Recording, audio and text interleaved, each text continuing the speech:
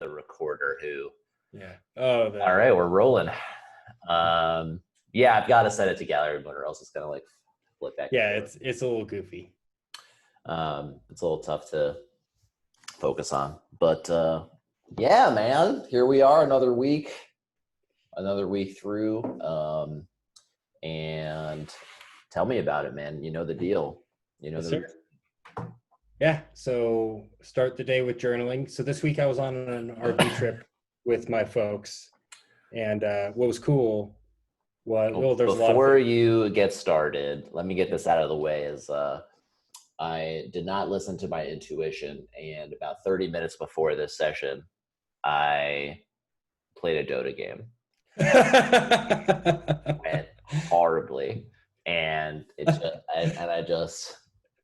by it went horribly, but not only like I played so poorly, and got flamed so hard that I don't know how much use I'm going to be to you today. So we just got to get that out of the way. And the morning started really nicely. I woke up and made some baking soda sweet potatoes. And what is that? So you can do this with any potato. Boil them, like parboil them with baking soda, and then drain them, mix them with some oil, and then you'll get kind of this starchy mashed potato-y exterior on the outside of them. Yeah. So then when I put them in the oven, they get that all crisps and caramelizes. Nice. And so the outside is nice and crunchy, and the inside is like normal potato texture. Yeah. So it's a trick on how to make super crunchy roasted potatoes. That is beautiful. And so the oil I used was garlic and cayenne infused butter. Ooh. So I took butter and added garlic and cayenne. Yeah. Warmed that up, then mixed everything. It was okay. I think I would just do regular butter next time. And then it smelled really good though. And then I had that with eggs and steak for breakfast. And so I started the day off just crushing it. And I was like, you know what? Against my better judgment, why don't I just, what's the worst that could happen?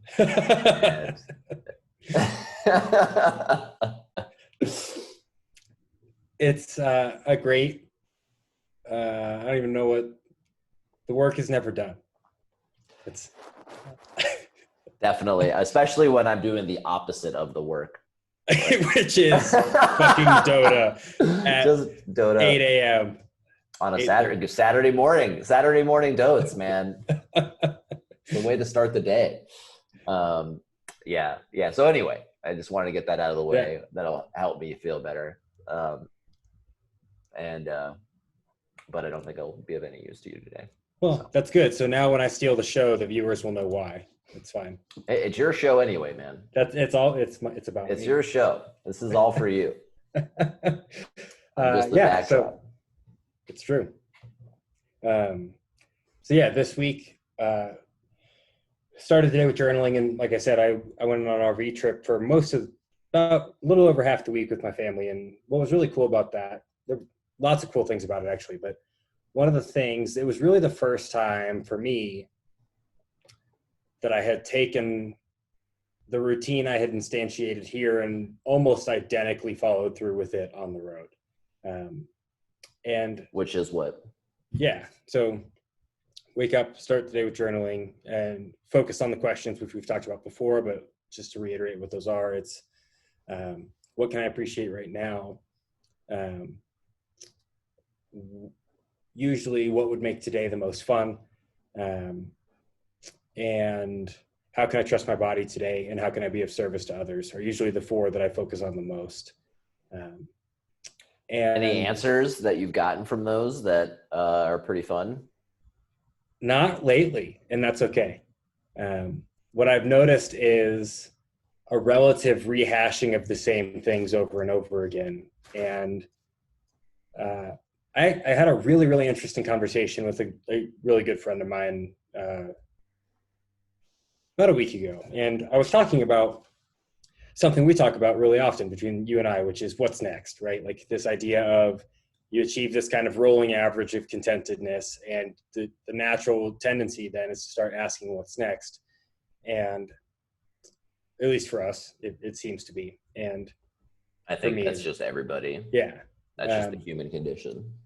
But she asked a really interesting question, which is like, if you've achieved this level of like pretty high rolling average of contentedness, you're feeling really good really often, why does there have to be some next thing, right? Like what are you still looking for?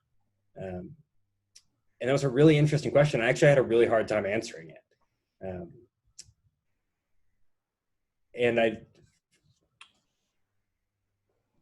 Because there doesn't have to be something next, right? Like we're doing just fine. I disagree with the premise, right? Yeah. There is no have to. Right.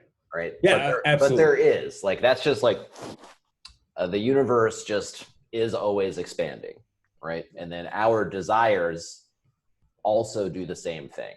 Yeah. Desires always expand.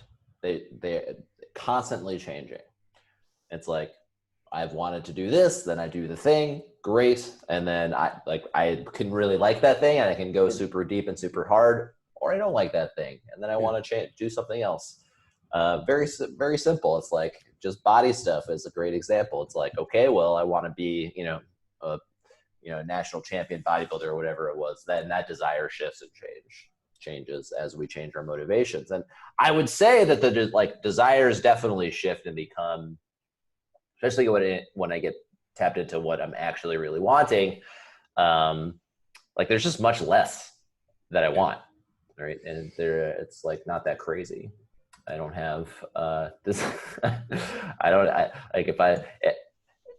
Once I stopped at least trying to do a bunch of stuff, what I found was for other people. I was like, I don't really want that much. Was that? I don't really want that much. That said, right, I get those things. Well, that said, like, first off, to put it in perspective, it's like the media I consume, it's all people who are way more successful than I am, right? So we've got everyone that has like a huge voice, right? It's just so much worth millions and millions, even like the really, really small folks, like a comedian's name that you've heard of who's not necessarily like an A-list celebrity is a multimillionaire, right? And so, right, it's like, so that's levels beyond financial success, beyond where I'm at, and that's pretty much everybody I hear. And so it's easy for me to forget kind of like how far I've come career-wise. Like emotionally, it's like I don't really think there's a comparison. It's like going from like the depths of, I don't really hear a story a lot that was like, I was suicidally depressed all of the time and now I'm content. I don't hear that story a lot. No. I don't really hear that story. I hear I was suicidally depressed and then I killed myself. I hear that one. I see that one in movies all the time. I see like I struggled a lot and I overcame, right? Or I wanted this thing and then I got this thing after trying really hard. But what I don't see is like I suffered immensely and I struggled immensely and now I'm content with myself. To go back into the wanting and what we're desiring stuff, it's like, I don't know anymore. It's like, I don't know what else I could want. I'm at like a lack of imagination with this because it gets to a point where, at least for me, and it's been this for a long time, at least 7 years for me now, maybe 6 years. Yeah, let's say 6 years, where I'm just chilling. It's not to say I haven't been sad some days and I haven't been like angry other days, like we just talked about Dota, right? It's like, come on, man. I'm not like, and now I'm going to kill myself, right? That's not really how that's going. And like, I really don't know what's next or what I want. And the good news for me is like, I don't need to. I don't have to know. I could just put it out there and continue to do what I'm doing, and then opportunities will arise. At least it's been my experience. Yeah, I think that's a lot of where I'm at is the lack of my own imagination for some things. and just being receptive to whatever comes up. Well, I don't think you have a lack of imagination of stuff that you want to go do. Like I've heard all sorts of cool shit. No, you're right. I actually have a new one. And you're doing it. Yeah, I have a new one that I just found out about. So you can go with a student visa, go study Japanese in Japan for 3 months to 2 years on a student visa. And the tuition, like the school tuition is only 12 grand for 2 years, which is insane. That's ridiculous. So that's like next on my radar is doing that. If all goes according to my pie in the sky plan, that's not, I don't even want to call it pie in the sky because that implies it won't great happen. Catch. See, that's what I'm talking about with you, man. It's like you're getting it, right? Yeah. You're already like, I was about to jump in for me. Yeah. Right. We were talking about you doing the deal last week. I don't even remember when I stopped you another time. And it's just like, this is great. It's just great to watch. Yeah. It feels good. It's almost. Why did you stop yourself actually? Yeah. Because I was about to like speak into existence something doesn't feel very good to speak into existence for me, which is like what? I have this thing that is a pie in the sky idea that I won't actually get to have. Exactly. What does the pie in the sky imply? Yeah, it's you can't have your cake and eat it too, man. I can't fly. I'm not going to get that pie. It's going to be in the sky forever. Where's that idiom even come from? I have no idea. But yeah, it's like some fantasy, right? That's like, ooh, I can't have this thing. It's a dream. It will never materialize. I'm actually going to look up pie in the sky after we leave where that I'm curious. I would like to know where that's from as well. But yeah, and then you stop yourself, be like, no, fuck that. I can have these things. Yeah. Oh, absolutely. Where does this fucking training come from that like you cannot have what you want? Like, no, you can't do these. That's no, absolutely. Like, but that's the default reaction. Because that plan doesn't involve 2.2 children and a white picket fence and a stable 9 to 5 and your 30% tax rate. I know. No. And it's funny. There was 2 distinct reactions I got to experience on this RV trip, and I know my parents are going to listen to this, so I apologize in advance for sharing your perspectives, but I'm going to. I tell my mom about this whole thing. And the only question in her mind is like, well, what are you going to do with your dog? I'm like, well, oh, the fuck, that's actually a good question. I don't know yet. That is one I'll have to figure out. But other than that, she's like, go, figure it out, do the thing. Bring it up with my dad. I'm very excited about it. He's like, well, you're going to get to keep your job. I'm like, well, no, probably not. Most likely have to quit. And he goes, well, that's fucking dumb. Okay, well, that is a perspective available to us. But I think that's the thing, right? It's like depends on what your metric or measurement is for what stability or success or any of those ideals looks like, and like what's been handed down to you and how much you buy into those stories. That's like everything else we talk about. It's a story, and the story. And you can't like your dad's advice is perfect depending on the strategy that you're wanting to implement, right? And his is like, I want like a quote unquote secured, guaranteed financial future, right? And quitting your job like removes your income. Therefore, right, you're delaying your financial free. Like makes total sense with that framework, right? But that's not the story that you've concocted for yourself, right? So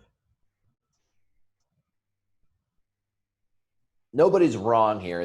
My point is there's no way to fuck it up. Yeah. Okay. So there might be some paths that lead to more suffering for yourself and other people, but there's no way to fuck it up at all. And with that in mind, like there's no way to screw it up. Okay. Well, then what do I want to go do?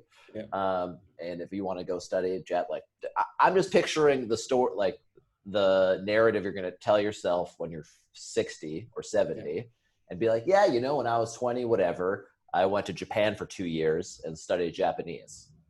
I regret that immensely. Like, I've never heard that. Right. Versus like, no, I was an engineer for 2 extra years. Right. I like software will be here when you get back and you'll read articles and stuff, or like you'll read and be like, but if you take time off and then you lose your edge and your skills and blah, blah, blah. Yes. Okay, sure. But you would still, if you left to go study Japanese for 2 years. You came back. What are you, 28, 29? Yeah, I'd be 28, 29, something right? like that. You'd still be 3 years ahead of me when I started programming professionally, right? So it's like, it's silly. It's silly. It's just a silly game. It's like, it's a totally silly game that we play of the not enoughness, the scarcity mindset. And it's like, I can't have these things that I want. I have to go in this particular, like, quote unquote, safe route. Yeah, I know that's actually a question I had for you. So we've talked a little bit about, like, I know you were in Bali for a little bit. You, like, I guess, what stuff came up for you what things came up for you as the really cool shit that you always, like, you told yourself you wouldn't be able to do, but then you went out and did that thing. Every time I've gone to travel, my takeaways and my learnings are, you don't have to go anywhere else to get what you're wanting, right? Because at the end of the day, what I'm wanting is to feel good. Hence the name of the fucking this whole fucking thing, right? It's like, I want to feel good, man. I want well-being. That's my number one, and I don't have to go travel to go get well-being. The well-being is available to me at any point in time. Now, I've been to, like, I don't know, 10 countries in my lifetime. Other people have gotten to way more. Other people have gotten to way less. It's not like, I'm not saying that to, like, impress myself or anybody else. It's what it is. And every time I've learned something, it's been cool. And then I'm excited to come back home because I love home. Home is the best for me. Like when I went to go do ayahuasca with my dad in the Amazon for 2 weeks, right? The message I got after like the first 3, what do they call it? Rituals or whatever they call them. Was like, dude, what are you doing? You're doing the deal already. You don't need to come into the middle of the jungle and drink this stuff and puke everywhere to get what you're seeking here. You're already doing it. Like, just stop. Like, there's no like, the searching is done, man. And now it's just practice. Now, that's not to say for people not to go and go travel. Like, that's not what I'm saying. Not go do. Do whatever the fuck you want to go do. Just realize it's not like, there's no destination. There's no journey or pilgrimage, right? There's no, like, you don't need some fucking guru to tell you or like how to act or behave or what to think to get this stuff. It's available to everybody. I'm not like, if I can do it, anyone can fucking do it. If I can be that sad for that long and have like that much of a trained brain, like my brain was trained for misery. It was like a fucking Navy SEAL of sadness. That's the first time you ever shared that analogy with me, but on the flip side, right? Of like what you're wanting out of this is to go be a fucking emotional Navy SEAL that like does this work, is in tune with stuff, but still goes and gets after it. Right. And I think that's an important distinction for me, at least, is like doing this work or achieving well-being doesn't lead to sitting, well, at least for you, and I don't see it happening for myself, to like some Buddha on the hill yogi thing, right? Like, that's not what I'm here to do. For me, I want to go fuck some shit out, man. And go do it, man. It's like, I don't know, at least like for me, it's like, I don't feel nearly as content if I'm just sitting at home all day long, every single day, right? I like being home and I like chilling at home and I do that a lot, but I've got to get out there. That's why I run regularly. It's like, just get out there, do this kind of moving meditation in the sunshine, be out in the world, breathe in, and especially out here, the weather is just insane in Northern California. And it's like, just be outside and then come home and play Dota. It's like, okay. So that's actually a question I have for you. Sure. And all of these questions that I ask are because it's more about me, right? But it's looking for, in your experience, Does it ever pop up for you like, man, I spend so much fucking time, whether it's Dota, whatever the thing is, like I should be doing X, Y, or Z with my time instead. Yeah, like so the shoulds and the needs, the one of the 7 deadly needs is like, oh, I should do X, Y, and Z, or I have to go do this. Yep. It's like, where is this coming from? Anytime there's a should involved, that is like that's a little red flag. Does it work the same in the negative, like shouldn't? Mm-hmm. Okay. It's the same thing. It's a have to. It's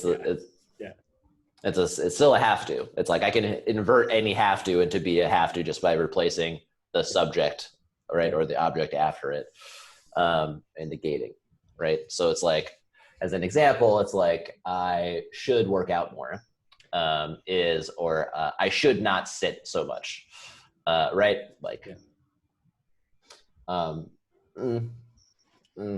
yeah, it's good to move your body for sure. Like it feels better, but like the should is kind of, now I can preface it. The one exception to that I do use is like, if I am wanting X, then, and then even then I go, I might want to do Y, right? But there are some where it's just like, like if the answer is 5 and X is equal, like then I have like, then it must be this, like those are fine. Right? But we're not talking about that. We're talking about our emotions. Yeah. And I don't fucking have to do anything. There might be consequences for me not doing a particular thing, but I don't have to fucking do anything. So much of the things we say we must, like when we say needs, what that elicits is, and we talk about this a bunch, is that like lizard brain response. Yeah. And there are times, yes, need, it's like, if I want to live, then I must do X, right? I must drink water, right? I must breathe, right? If I want to live. You know, I highly recommend pulling the parachute, right? When I'm skydiving, like kinds of things, right?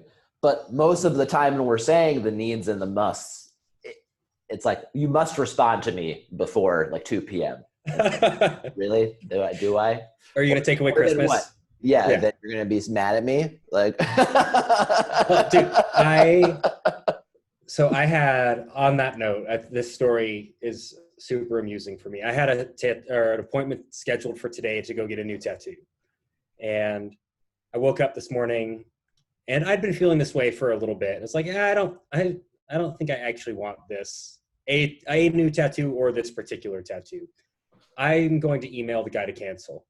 And it's like the day of, and I know that's what I'm actually wanting to do. And then I spend 30 minutes debating how I can get away with writing this email that's not going to go ruin this guy's life or day, because I have removed the opportunity of him to give somebody this tattoo. And the entire time I'm aware of how ludicrous this is. It's like, I'm getting afraid to check my email the rest of the day if he sent me like a curt response and he's upset for me canceling this appointment. Like, la-di-da-di-da-di-da. It was just hilarious to me. You have something you want to say? Yeah, I feel like this one is not as clear cut as you're making it. Well, it's still there's more to this than what you're saying. And yes, you're getting responses back. Like you're getting information of like, ooh, I don't want this, email back. And there's a reason. And we'll get we'll see if I can not just say the thing that I'm trying to think and see if I can get you there. And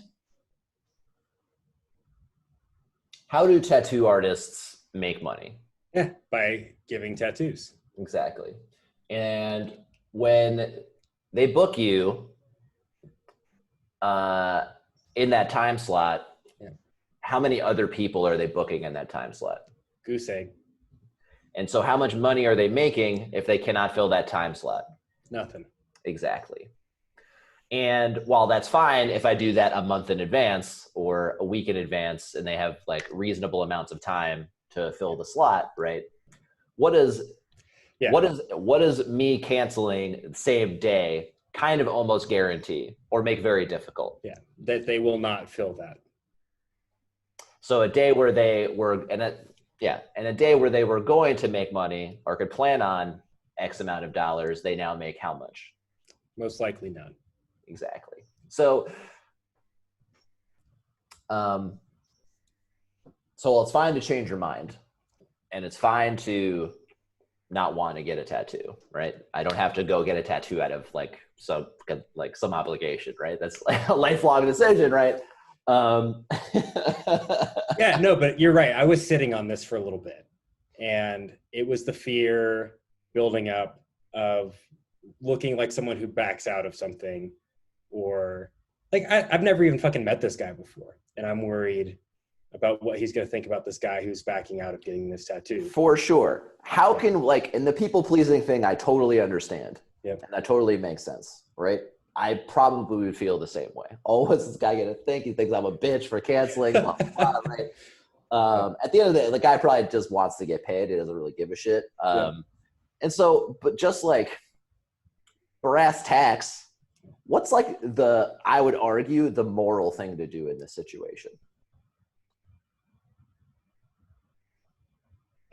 Probably pay the guy to some degree. Bingo. Exactly.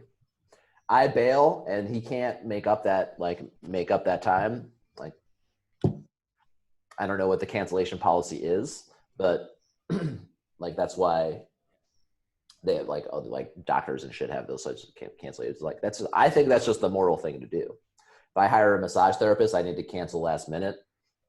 Like, I give him like $50. It's like, or whatever it is. Yeah, I mean, he doesn't have one, but you're right. That is the right thing to do. It feels right. That feels better. To me, that feels way better. I already feel better thinking about doing exactly. Like, hey, I've got to cancel. Like, yeah, what's your Venmo? I'm sorry. Like, here's $100. Yeah, because I gave him a deposit for wasting already. your time. Yeah, okay. So there was a deposit for him, like, actually making the art. And that was a couple $100. But then it's like $150 an hour, and it would have been several hours. So 200's not going to cut it there. For me, I would feel much better leaving more. Yeah, whatever, like, and you guys can come to whatever feels right to you, right? But like, that's what I mean by there's multiple things here. Well, and there's like my emotional responses to this, but when I'm having, and this is why I talk about the emotional guidance system, is like, I'm getting information when I'm feeling uncomfortable. And sometimes I'm not behaving how I really want to behave. So what's the behavior how do I want to act here? Right? Am I being a dick to my girlfriend right now? I don't know. Well, me, no, because we're going on a little picnic after this to celebrate our 2-year anniversary. Has it really been 2 years? Dude, it's crazy. I guess that's true, because you guys started dating not that long after we started this whole thing. Mm-hmm. That's insane. Yeah, it's nuts, man. Crazy. Congratulations. 2 years on the 13th. So that's incredible. But that's a Monday, so you know. Yeah. But yeah. So it's like, something doesn't feel right. I don't want to. Yeah. Okay. What insight can I gain from that? And this is why this is why it's so nice to have somebody else to talk about this stuff with. You can also do this yourself. It's just takes practice over time. And it's still useful to have somebody else to call you on your shit. Yeah. Where a daily or consistent inventory of my deeds and emotions. It's really, really useful to making the right decisions. And when I mean that, you can't fuck it up, right? I don't mean you can't make what some people would call the wrong decision. You're probably going to. But once I can only do the quote unquote wrong thing so many times until it starts to really hurt. It starts to hurt a lot, and then I start seeking answers. And it's like, all right. So is that wrong? No, it's just a way to learn. Yep. It's one of the ways to learn. That's one of the hardest ways to learn, but it's really effective. Because I have a very strong anchor of pain and suffering. It's how I learn, man. I learn really well, especially in programming. It's a great way to learn. Learn by fucking it up. Oops, don't want to do that again. Ship this thing to production. Oops, maybe I should do this instead. Yeah, locking the entire user table for like an hour in production. Yeah. It's fine. Oh, oops. Yeah. And then I build an intuition. Yep. I'm like, and then I get a spidey sense. Maybe I should do this other thing. Maybe I might want to do this other thing. Maybe I want to do this other thing instead. And then I'm like, nah. And then, oops. You can only skirt it for so long. So yes, while there's the need to we're not sociopaths, right? They can just walk around, just do it. All right, this feels good to me. Feels good over here. Because it doesn't. Because hurting other people and being unjust to others doesn't feel good. Because I fucking have empathy. It's like I share in other people's pain. I can feel it. And it's like bailing on someone last minute that was counting on that money, right? Doesn't feel very good.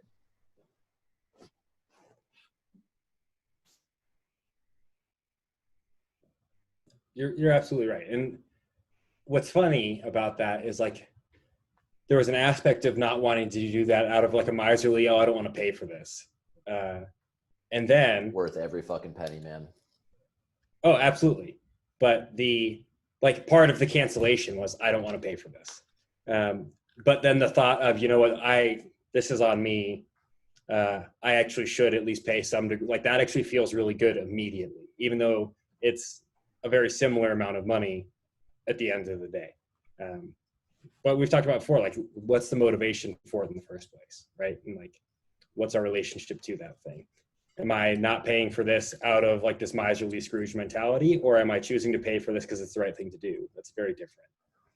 Or not paying for this because this isn't what I'm really wanting. What I'm really wanting is to feel okay, and this fucking, I don't know, this robot vacuum on Amazon is not going to do the trick. Or these Manolos, right, are just not, they're not going to do it. This Tesla is not going to do it. I could go buy a Tesla right now. Yep. I go buy it. And then I would have a $700 or $800 a month car payment. And I could do that too. And I would have that for 5 years. You know what I'd rather have? $55,000. Yep. Oh, dude, absolutely. But I've been thinking about that. I'd rather have $55,000 earning about 8% a year over time. It's a no-brainer to me. Oh, by the way, I want to share with you this calendar. You heard of CoastFi before? Not by that name. No. Is it similar to BaristaFi at all, where you get a part-timer job or something? Those are kind of, but not. Okay. But no. But kind of. But no. Okay. And so let me get my calendar up. Not my calendar. What's it called? Sheets.google.com. There it is. I'm going to share this with you. And then I want to just give you this. Yeah, okay, so just copy this. Editors can change permissions and share. Viewers and commerce and see the option download, print, and copy. I'm just going to make you a viewer because I don't want you to edit this thing. Okay. And then you're Jordan. What's your email? jpquinn605@gmail.com. jpquinn. 605. 605. And Quinn is with 2 N's? Yep. At Gmail? There you are. Yeah. Yeah, I was going to say you should have me. That's so weird. I typed in Jordan and stuff, it didn't pop up, but there you go. Okay. And I'm just gonna upload. I'm just gonna share my screen right here and share this with you. So, come on, Zoom. Where'd you go? Am I still there? Yeah, you're still there. Oh, there we go. That's why the Zoom is full screen. Okay. Okay.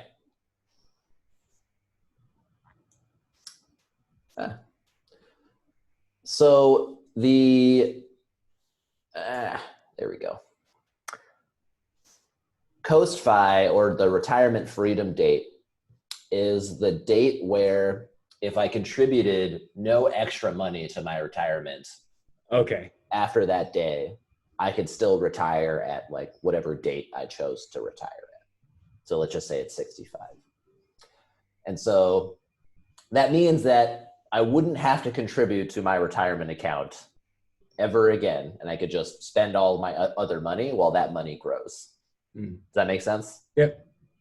And then everything after that, I'm just like retiring earlier. Yep. Right? Does that make sense? Yep. Okay. And I did that calculation, and I hit that in May 2022. That's crazy. I would not need to contribute to this account after I hit this number. And I could just work doing whatever I want. I would not have to save another dollar for retirement. I'd obviously still save for like emergency fund or whatever, but I already have that. That's fucking crazy. That assumes, like, these are the assumptions that it makes, right? You can balance, you can change all these. Yeah. Right. Obviously, the market could tank 50% next year, and then this number, that changes, right? So, but yeah, pretty awesome. When I saw it, I was like, oh, and then everything else is just like, that's just gravy. Yeah. Because this is the balance, like saving this for the next 28 years leads to this much like that's today's dollars. So this balance will be higher. Yeah. They'll be in 20 whatever dollars, $20, $40. But in today's dollars, it's this much. What questions do you have for me? This makes sense to me. Like this, yeah, I'd be curious to know what this is for me. Just like, especially getting a pretty early start on the whole deal. But yeah, man, this is interesting. Like the money thing, I think the money game, and we've talked about this before, that the money side of this is one of my favorite parts. It's one of the most interesting parts, at least. Like I could stop look at I could stop anywhere at it's basically anytime after I don't need to save any more money. That's fucking crazy. If I don't want to. Yeah. I could just hold on to this, not touch it for fucking 30 years, and it would turn into $2 million. It's fucking nuts, man. It's crazy. It's insane. Dude. It's fucking crazy. So yeah, this is it now, like the balance now. This is it in 18 years. Yeah. Just call it 20 years. And then this is just the balance. So yeah, 20. If I continue to tribute, then I'll be a millionaire in 2028. That's fucking great. Again, that assumes I don't get laid off, right? I don't take giant floods off. I continue the savings rate. Even if and that assumes again, on this date, the market doesn't tank 30% like the 2 months before this, right? Yeah. That would be poopy, but that's also okay. So yeah, man, that's something that I've been feeling a little bit like, what was really interesting, or something that came up when the quitting of caffeine thing, was I was using that experience of drinking caffeine to change what I'm currently feeling somatically, mentally, as a way of avoiding or changing something. And it's no different than buying X, Y, or Z, or using drugs or alcohol, or caffeine is a drug, but any of those other more stereotypical things. Yeah, caffeine is definitely a drug, 100%. Fuck yeah, it is. It's insane. It's the most popular drug in the world. Dude, when we were at the RV park and I was walking my dog in the morning, some dude was brewing his coffee outside, and I don't really have it in the house anymore. I don't really go anywhere. I'm going to smell it. That just yeah, man. Immediately my brain was like, oh man, it's coming. It's fucking coming. It's crazy. But it reminded me of a place that I'm at right now is like, well, why do I even like if I get an urge to go buy something or have something or shift my experience in some way, it's like, what the fuck is that about, dude? Mm-hmm. What is that actually about? Because it's something we've talked about before, like totally fine and acceptable and awesome to have nice stuff. But very different than like, oh, this is going to go fix it. This will improve in some way. That's why we build awareness from day one. Yeah. That I cannot know the answer to these questions and my true motivations if I'm not aware of my thoughts. Right. I like coffee because I'm addicted to coffee, and if I can right, like I know this is okay. I have no desire to change it. I love it. But yes, I agree with your premise, right? There is a feeling that I want to have, like that I'm currently in, tired, and I want to feel what the effects of coffee, which is alert, awake, focus, right? That little buzz on, which, anyone who's had coffee for any extent that like no longer gets that thing, right? That's gone. That was gone a long time ago. But the same is true for any other decision that I make. Like, why do I want this new couch? Why do I want this new car? Yeah, dude, it's like my roommate's moving out, and so her bedroom's going to be empty, and the room that we're sitting in right now is still basically empty. Most of my house is empty. So it's like there's two things that come up with that. There's like, why the fuck do you have so much space in the first place? And B, you must go fill all this space. You can't have this empty house. And they're so it's almost like a curved political spectrum. Like they're on opposite ends, but they meet in the middle again. How so? Because this is too much house is I don't know. It's almost a weird spin on the not enoughness thing, where it's like, for me, it's like, this is too much house for one person and a dog. This feels weird to be in a house this empty. I don't have enough to fill this space.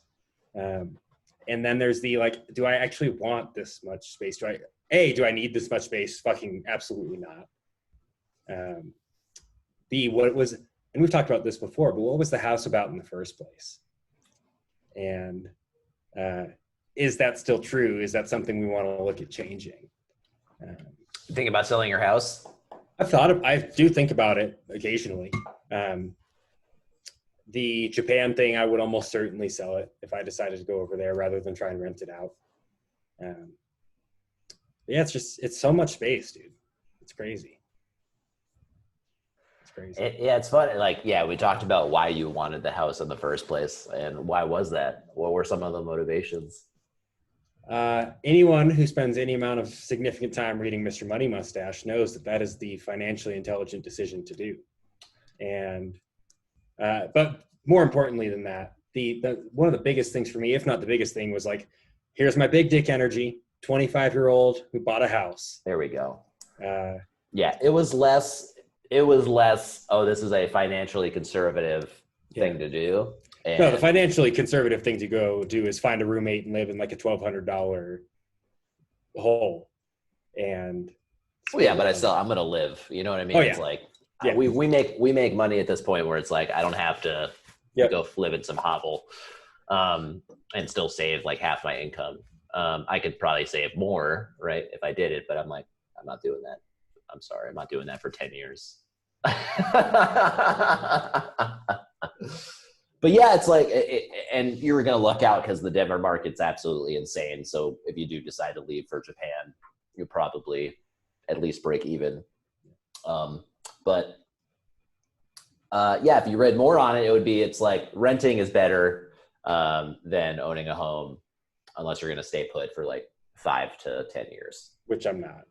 Exactly. Because it's just the closing costs and all the costs associated with purchasing and then selling are going to eat away at it. So Yes, in the long run, is owning a home better? Yeah, it totally is. But a lot of folks don't calculate all of the costs of owning the home. It's not just the mortgage and the Oh, interest. dude. Anyone who's owned a home fucking knows that like every fucking month there is something that happens. You're right here, right now, man. It's happening all the time. Always. There's always fucking something. All the and time. And even just like it's been about a week or two. I don't really give a shit about mowing my lawn, but I probably should. Like all that stuff, keeping up with the Joneses. Look, that bitch has a greener yard than I do. This is unacceptable. Like, it's just funny, man. It's hilarious. But I just don't know that I don't need this much. Yeah, I'm interested to see what you end up doing, man. I'm excited to see where this goes. But yeah, it's like you being in Japan and owning a home, like you could make it work. But yeah, it doesn't really make sense. I was like, so anyone who's in their early 20s, unless you're like Mormon, I don't recommend buying a house. It's like, I don't know a single 20-something-year-old that's like, this is where I want to be for the next 10 years. Every single day, it's almost every day right now. It's like, oh, I went to Boulder yesterday. I'm like, oh, Boulder's fucking incredible. I love it here. I'm going to go to Denver later today. Denver's incredible. I fucking love it here. It's amazing. Yeah. Southern California is dope. It's just like, yeah, dude, the list is endless. Tokyo's better than all of them, but it's fine. Look, I could go buy a duplex in Columbus, Ohio, right, for $150,000. Yeah. And my cost of living would be $0. But I'm not going to do that. It's just not good. I looked into and then I was thinking, I was like, I can't do that. I can't do it. I can't do it. Like, I'm like, I'll just save more money. I'll just continue to save money the way I'm saving my money now. We just looked at that chart, right? It's like, what else do I want? I'll have enough money to retire in fucking 2 years. That's what I like about that count. Like, could I retire then? No. But if I do not touch that money until it's time to retire, I'll have enough. Then that's not taking into account Social Security. Yeah. At all. Yeah, I think that actually is a useful reframe. Because I think one of the things that it's a nice milestone. Yeah. Right, to think of. Yeah. Because again, watching my emotions, and there's lots of FI people that, and by FI, financial independence, that think about like there's not enoughness. And we talked about this in like I think earlier. This is like I see posts on the financial independence. So I was like, I have $4 million of 32. Is this enough? Like, am I gonna be like, bro? Calm down, please. Like, you're fine. You have more money than 99% of the global population. Like, you're fucking fine. And something I find really, really prevalent, at least in the RE side of the FIRE movement, is just delaying Let's retire early for anyone who doesn't know what that means. Yep. I'm going to delay my feeling good. It's no different than the retirement scheme that has always existed.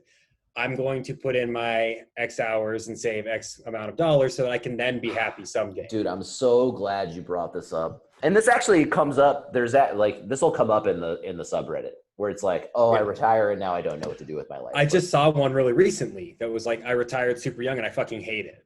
It's terrible. Like, it sucks. Because, like, look, this is why, like, it is well-being first.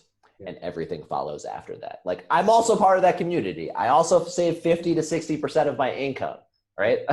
I started later than a lot of folks in that community, but I started.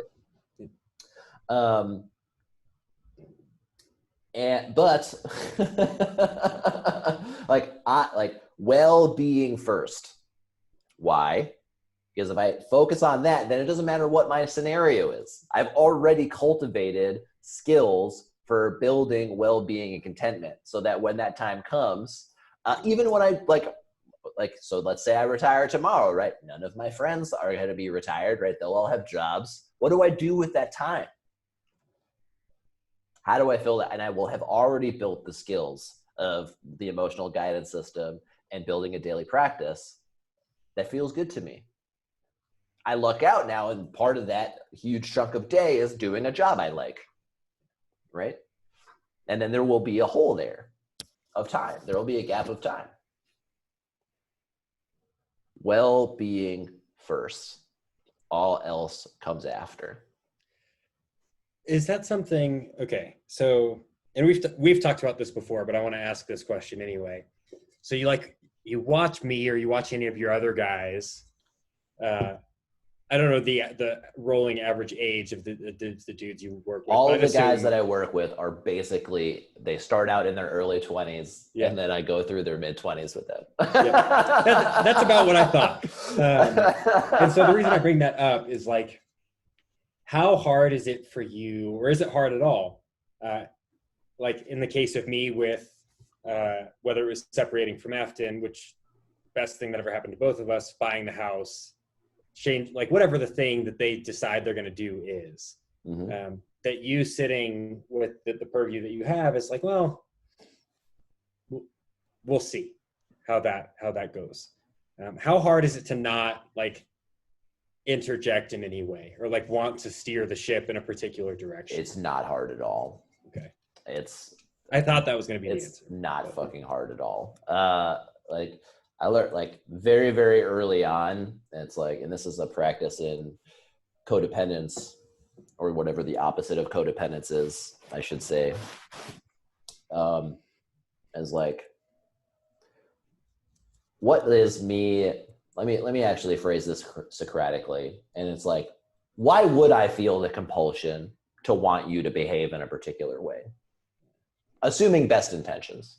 Yeah. You can, well, there's a certain element of like, you get the glory for helping shape the decisions that someone makes, maybe.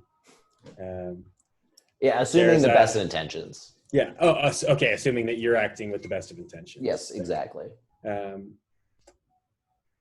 Your way is the right way. Which I guess is still best, maybe not. Well, let's reframe it. Why would a parent guide tell a child what to do? Oh, to keep them safe. Exactly. Yeah, I'm gonna be fucking fine. You don't have to keep me safe. Bingo. It's like and I would be robbing you of an opportunity to learn for yourself. Yep. And it's not my fucking job. Like I can't that's not what I'm here for. I'm here to, can I influence and guide you through a decision? Absolutely. And if you're like, I'm going to murder someone tomorrow, I'm going to probably be like, that's not a great idea. Right? Like there's some obvious things. Like if there's life and death shit out there, I'm clearly going to, there's a moral obligation I have. Right. But for should I break up with my girlfriend? Bro, you can fucking let's get to the core of why you asked that question. Right. Or it's like, should I buy a house? Well, fucking let's find out. Right? And then you can come to your own decision. And then regardless of what, it's great. There's my favorite Dota coach is BSJ, Banana Slamajam. And he teaches Dota the same way I teach you with this stuff. He'll ask questions to the person. It's like, okay, so these starting items, what starting items should you have gotten here? And he's like, I don't know. And then it's like, okay, well, who are you facing? He's like, well, I've got this character. This character is like, okay, and what do they do? Okay, well, given what they do, now what do you think would start it? And then it's like, and he's training them how to think. He's training them to think about the scenarios ahead. He doesn't tell them, get these items. Why? They're not fucking learning anything. Oh, darn it. I lost why I brought BSJ up in the first place. We were talking about robbing someone of the experience of learning. I think I actually just addressed it in that starting item analogy. Is if I just tell you what to do, I'm not accomplishing it. You might make better decisions, right? In the long term, but it's a teach a man to fish versus give a man a fish situation. I'm not interested in that. I don't want you to rely on me to make decisions in your life. Ever. like, I can definitely help you, right? It's like, I'm kind of foggy. I'm full of emotion. Like, I can't really be objective right now. Like, can you help me? Of course, absolutely. But I'm not going to tell you what to do. Even you spin back to the very beginning of this, right? It's like tattoo example. I'm feeling kind of poopy about this in some way. And you're like, well, it would probably make that feel less poopy. Do whatever you want. But to me, the right thing, or what would be the right thing, right? It's like, okay, slam dunk. Easy. Well, the way I got you to that point was like, how does this guy make, like, why do you think you felt bad about it? Yeah. Right. And then I was like, how does this guy make money? Yeah. like drawing you to like that conclusion, which I already had. Right. And and then you can do whatever you want. And then I can, so if one of my guys is going and doing a thing, right? Dude, I'm not there to tell them what to do. Like, I want to teach someone to be able to think for themselves in ways that lead to contentedness and well-being for themselves and those around them. So it's not hard at all. Not hard at all. Makes sense. To not tell people what to do. Why do you ask? Oh, it was just out of curiosity. That's not relevant to my current experience, whether it's with my guy or anyone else in my life. But I think it's interesting. That has been relevant to things that I've chosen to do in the past, particularly in relationship. It's like, have fun with that one. It goes super well, dude. It goes obviously. I am the pride and joy example of what it looks like to be in a successful relationship. Have fun with telling your girlfriend what to do. They fucking love that. You know what? I want to Afton deserve some major props, because it was actually after a conversation you and I had. We went through one of the resentments actually, and after that came up, I reached out to her. I'm like, "Fuck, man, I just want to say thank you for putting up with all the things that you did and sticking around as long as you did, because I learned a lot, and I'm really grateful for it." And she said, "No problem at all. It actually taught me how to be way more patient and accepting when Matt's being an asshole." It's like, that's fucking hilarious. Well played. But it was awesome. Well, it's cool that you have a relationship with your ex like that. That's great. That's a very, very healthy relationship to have with exes. The healthiest thing for me and my exes is to have no communication.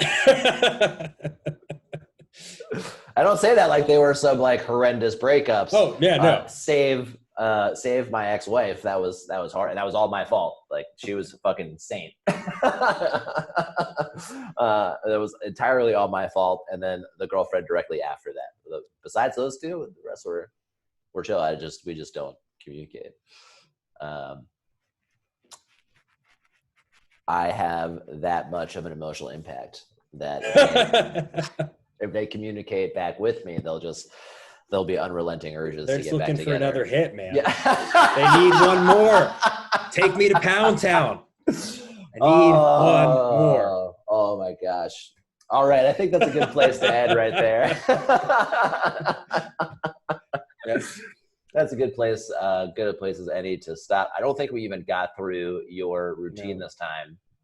We didn't last time either, or resentment last time either, actually. Yeah, we're slacking here, man. We're totally slacking. We got to do more. Generally, for the folks, like, if they've made it this far in listening, like, the whole point of like Jordan and me getting together and doing this stuff, but it was before we started recording it, is like, once we understand that the kind of nature of everything that I do and perceive in the world are a result of how I think about that world. And so that then kind of begs the question, how do I shift this thinking? Like, if I don't like how that's working out, like if I don't like the actions I'm taking and I don't like the perceptions I'm having with the world around me, if that's the case, then how do I start to shift those actions and those perceptions. I'm going to say perceptions a lot, and I don't want to like it's too many syllables. And that's what we're doing here. And so one of the strategies to do that, one is meeting with like-minded folks that like share view, like that think the way that I want to think and behave the way that I want to behave. That's like what mentorship is all about. And the second more concrete way that or one of the other more concrete ways is this inventory, where I catalog resentments, things that I particularly don't like about the world around me or myself. And I catalog those things and we go through them, and we can kind of find out what the root causes of those resentments are. And then once we become aware of them, we got to find like patterns in thinking. And then once we uncover these kind of patterns in thinking, then we can just replace them with ones those patterns generally don't feel too great. They generally, like, if thinking that way for a consistent period of time, generally don't feel that great. And so once we've identified them, now I can become aware of them when they happen, and then I can supplant them with something else and replace them with something else. And then that becomes a less active and deliberate process, and it just starts to happen automatically. But literally just the act of becoming aware of it starts then. And that's what we're doing here. So like, we haven't gotten to resentments, which is totally fine because we're never done. Like, it's like, Jordan, when you get to the end of the resentment list, we've been working on this for like a year now.